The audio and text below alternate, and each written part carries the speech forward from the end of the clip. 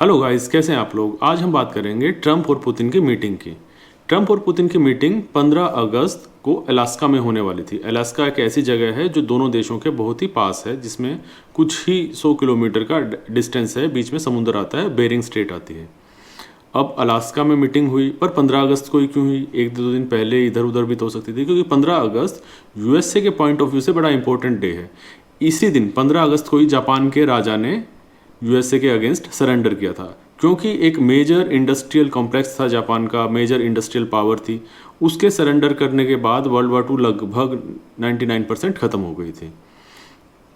लेकिन और भी चीज़ें हैं जो 15 अगस्त के दिन ही यूएसए करता है, जैसे कि 15 अगस्त के दिन निक्सन शोक दिया था राष्ट्रपति निक्सन ने, जब वर्ल्ड वार 2 के बाद इन्होंने कहा कि हम $35 के बदले 1 औंस गोल्ड रिजर्व में रखेंगे अपना।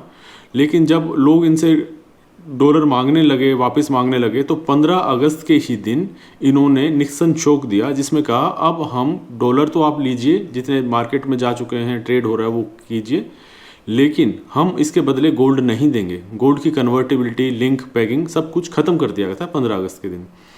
और 15 अगस्त के दिन ही भारत को आज़ादी मिली थी विद पार्टीशन, और इसके पीछे भी यूएसए का हाथ था।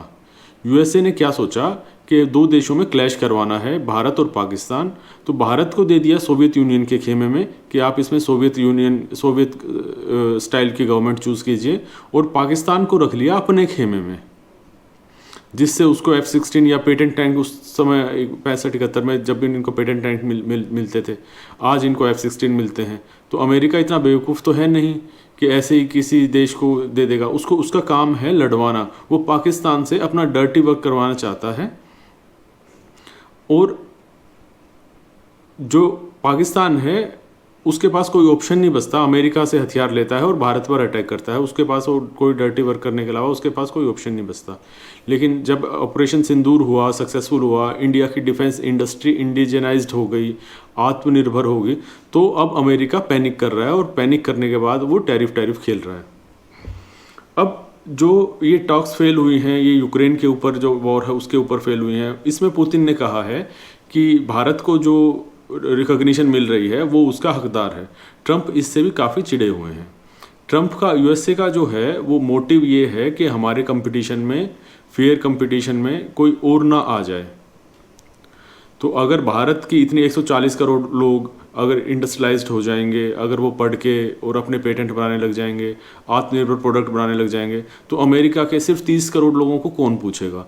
तो ये अमेरिका का बहुत बड़ा डर है कि भारत किसी भी तरह से उठ खड़ा ना हो जाए।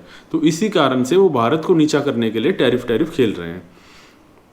अब टॉक को फेल होते ही आगे क्या हो सकता है उस बात पर एनालिसिस करते हैं, क्योंकि पुतिन ने कहा है भारत को रिकॉग्निशन मिलनी चाहिए, लेकिन टॉक फेल हो गई, और यूक्रेन की वॉर अभी और हो सकता है थोड़े दिन और चलती रहे। तो अब जो यूएसए से टीम आ रही थी भारत से ट्रेड डील के लिए, वो टीम ने आना बंद कर दिया है। तो ये इंडिकेशन दिखाता है कि हो सकता है यूएसए अभी और टैरिफ खेले, हो सकता है 25% और टैरिफ लगा दे, या कुछ भी जो उनका कैलकुलेशन है उस हिसाब से और टैरिफ लगा दे। ये भारत पर एक दबाव डालने की रणनीति है। लेकिन इसका इम्पैक्ट देखिए भारत पर क्या हो सकता है, आपदा में अवसर क्या आ सकती है।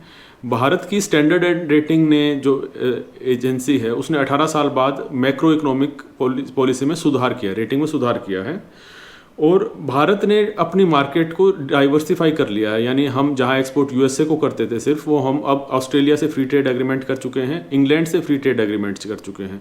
जब हम बायलैटरल फ्री ट्रेड एग्रीमेंट करते हैं तो हम अपनी नेशनल करेंसीज में ट्रेड कर सकते हैं, हमें डॉलर को रिप्लेस करने की छूट होती है उसमें। तो इस तरीके से भी मल्टीपोलर वर्ल्ड बन रहा है, और ट्रंप के टैरिफ लगाने से, क्योंकि डॉलर सर्कुलेशन में कम हो रहा है, तो डी डॉलराइजेशन करना और भी आसान हो जा रहा है। अच्छा, लेस डॉलर सर्कुलेशन में होगा तो ऑब्वियसली डी डॉलराइजेशन हो जाएगा। अब अमेरिका का कोई सैंक्शन नहीं चलेगा, क्योंकि डी डॉलराइजेशन हो चुका होगा उस वक्त तक। तो ज़्यादा जल्दी हम मल्टीपोलर वर्ल्ड में जाएंगे बिकॉज ऑफ ट्रंप टैरिफ। अच्छा, इंडिया में आईटी सेक्टर का सबसे ज़्यादा जो एक्सपोर्ट है वो यूएसए में जाता है। अब उस पर जो हिट लगना था वो लगना था डी डॉलराइजेशन की वजह से। इसको इस तरह से समझते हैं, डॉलर जब वो प्रिंट करके अपने कंपनीज को सस्ता लोन दे के उनके सैलरी हाई रख सकते हैं, तो वो हायर सैलरी के कारण इंडिया के इलीट IITians को, IIMs को, इनको अट्रैक्ट कर सकते हैं वहाँ पर जाकर काम करने के लिए। लेकिन पेटेंट उनकी कंपनियाँ रख लेती हैं, तो इस वजह से वे हाई रिस्क लेकर, मतलब बिजनेस में जो रिस्क होता है उसको सस्ते लोन से कैप करके हाई रिस्क में बिजनेस में रिस्क लेकर बहुत ज़्यादा पेटेंट्स और ये सारे रिसर्च वर्क कर सकते थे। लेकिन जैसे ही लोगों ने डॉलर लेना देना बंद कर दिया, तो वो डॉलर अब ज़्यादा छाप नहीं सकते, नहीं तो उनके यहाँ बहुत ज़्यादा महंगाई बढ़ जाएगी।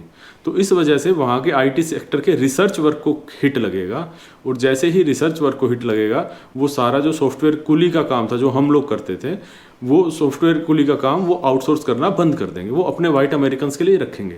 अब इस वजह से IT सेक्टर को हिट लगना लाजमी था। लेकिन अब लोगों को लगेगा मोदी कुछ कर नहीं पाए, टैरिफ की वजह से हिट लग रहा है। टैरिफ की वजह से हिट नहीं लग रहा है IT सेक्टर को। IT सेक्टर को हिट डी-डॉलराइजेशन की वजह से लग रहा है, जो कि बहुत पहले से चल रहा है, 2022 से चल रहा है। 2022 से ही ब्रिक्स कंट्रीज़ ने गोल्ड एक्यूमुलेट करना शुरू कर दिया है, उसकी वजह से IT सेक्टर को हिट लगेगा।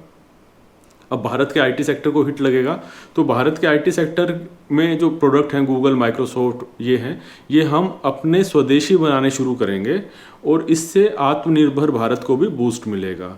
और एक तो आत्मनिर्भर भारत को बूस्ट मिलेगा, दूसरा हमारे ट्रेड रूट डाइवर्सिफाई हो जाएंगे। हमने ऑस्ट्रेलिया, इंग्लैंड, इनमें फ्री ट्रेड एग्रीमेंट कर चुके हैं, यूरोप में इनमें ट्रेड एग्रीमेंट करेंगे। तो इस तरह से देखा जाए तो भारत के लिए ये एक आपदा में अवसर बन सकता है, और भारत आत्मनिर्भर बनेगा, दूसरा डाइवर्सिफाई करेगा, तीसरा भारत की इंटरनल खपत को बढ़ाएगा।